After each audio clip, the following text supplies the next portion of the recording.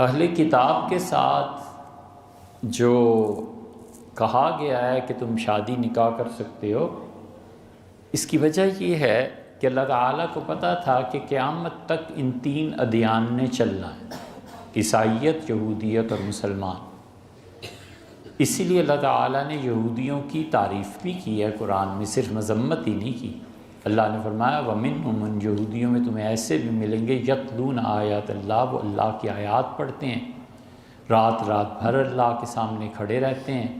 اور اللہ نے فرمایا کہ اگر تم ان کے پاس خزانہ چھوڑ کے آؤ نا، یہودیوں کے پاس، اور اسے کہو کہ یہ تمہاری تحویل میں امانت ہے، تو تم دیکھو گے بالکل تم جب بھی جاؤ گے خزانہ پورے کا پورا تمہیں واپس کر دیں گے۔ اور ان میں ایسے بھی ہیں جن پر ایک ٹکے کا بھروسہ نہیں کیا جا سکتا۔ دونوں لیسو سوا، یہودی سارے برابر نہیں ہیں، عیسائیوں کا بھی یہی، اچھے بھی ہیں برے بھی ہیں۔ حضرت عمر بن العاص رضی اللہ عنہ کی جو روایت آتی ہے، وہ ایک مرتبہ جمعے میں ہم پورا اس کا تذکرہ کیا تھا کہ رسول اللہ صلی اللہ علیہ وسلم نے فرمایا تھا کہ قیامت کے قریب تم ایسے عیسائیوں کو دیکھو گے جو انسانوں کی بہت زیادہ کیئر کرنے والے ہوں گے، انسانوں کا بہت زیادہ خیال رکھنے والے ہوں گے۔ اور آپ نے فرمایا تھا کہ ان عیسائیوں میں یہ اچھی خوبیاں بھی ہیں۔ 4 خوبیاں ان کی گنوائی تھیں کہ وہ ہمیشہ تم دیکھو گے اپنے وطن کی حفاظت کرنے والے، ہمیشہ تم دیکھو گے ان کو کہ جہاں انسانوں کو تکلیف پہنچتی ہے سب سے پہلے یہ لوگ پہنچیں گے۔ وہ بڑی تفصیل سے بیان کیا تھا۔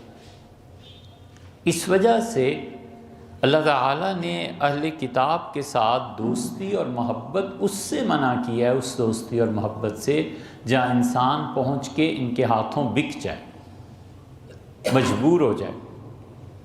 وگرنہ باعتبار انسانیت یہودی عیسائی دوستی اور تعلق شرافت کے ساتھ زندگی بسر کرنی ہے، عقیدے پہ آنچ نہیں آنے دینی۔ اپنے عقیدے کی دعوت کرے تو بالکل اس کو نہیں ماننا، بڑے ادب احترام سے معذرت کرنی ہے کہ یہ نہیں ہو سکتا، لیکن انسانیت کے اعتبار سے ان سے تعلق رکھنا چاہیے۔ یہ عبداللہ ابن عمر رضی اللہ عنہ کی کتنی اچھی مثال ہے۔ عید کے موقع پہ انہوں نے اپنے ہمسایوں کو گوشت بھیجا، تو کسی نے کہا، یاد دلایا کہ عبداللہ یہ آپ نے گوشت بھیجا ہے قربانی کا، اتنا پاکیزہ، اتنا اچھا، تو یہ تو یہودی ہیں۔ فرمانے لگے کیا کروں پھر، ہمسائے بھی تو ہیں، تو ان کا تعلق ہے، ان کے ساتھ حق بنتا ہے۔ عقیدہ جو ہے وہ انسان کی اپنی چیز ہے۔ جب عقیدے پہ بحث کریں تو آدمی بحث نہ، عقیدے پہ کوئی بحث کرے تو کیا ضرورت ہے لوگوں کو خام خواہ چھیڑنے کی اور تنگ کرنے کی؟ یہ ان کا ادب اور احترام ہے۔ اسی لیے ان کی خواتین کے ساتھ اللہ تعالیٰ نے نکاح کو بھی درست قرار دیا۔ محمد بن قاسم جب یہاں آئے تھے تو ہندوؤں کے ساتھ جو ان کا پہلا معاہدہ ہوا تھا، جس کے تحت انہوں نے پورے ہندوستان پر قبضہ کیا تھا، محمد بن قاسم کے ساتھ وہ اکیلے نہیں تھے، وہ تو تابعین کا زمانہ تھا۔ محمد بن قاسم نے لکھا کہ ہندو اہل کتاب ہے۔ یہ مغل وغیرہ جو ہندوؤں اور لڑکیوں عورتوں سے شادی کرتے رہے ہیں نا، یہ اس لیے نہیں تھا کہ مغل کو یہ عیاش ہو گئے تھے، ان کے سامنے یہ چیزیں موجود تھیں۔ جب ہم کبھی کبھی کہتے تھے کہ اس کی کوئی اصل مل جائے، ہمیں بڑی خوشی ہوئی معاہدہ پڑھ کے کہ محمد بن قاسم نے ہندوؤں کو اہل کتاب میں شامل مانا۔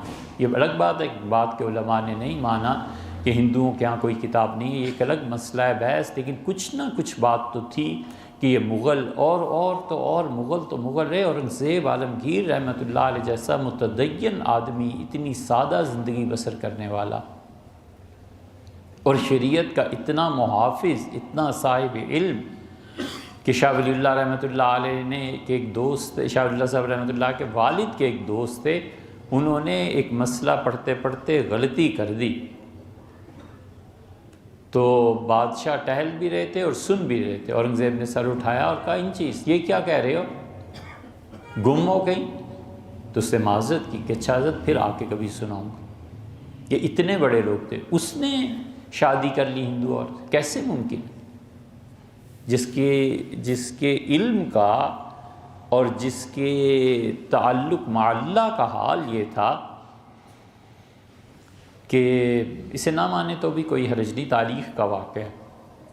اورنگزیب سے کسی نے پوچھا تھا کہ سلطنت کیسے ملی، بھائی مخالف تھے، والد مخالف تھے، تو انہوں نے کہا بس اتنا بتایا کہ میری بہن میرے ہمراہ تھی اور ہم گئے تھے سرہند، تو میں نے خواجہ معصوم صاحب رحمۃ اللہ علیہ کی خدمت میں کچھ چیزیں پیش کی تھیں اور 12,000 یا 16,000 لکھا ہے اتنے تولے سونا پیش کیا تھا۔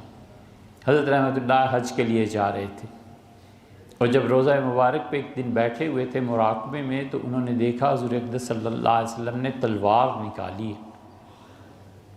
اور فرمایا کون ہے جو مجدد الفسانی کے خاندان کا دشمن بنتا ہے، جو اس کا دشمن بنتا ہے وہ ہمارا ہی دشمن۔ تو یہ باہر نکلے مسجد نبوی سے تو سنایا، تو کسی نے کہا حضرت اورنگزیب قتل ہو گئے، تو حضرت نے فرمایا کیا کہتے ہو، میں نے تو ابھی دیکھا ہے، میرا تو خیال یہ ہے کہ اورنگزیب چونکہ ہمارے چاہنے والوں میں سے تھا اور ہمارے ساتھ خانقاہ سے تعلق تھا، سلطنت اسے ملی ہے۔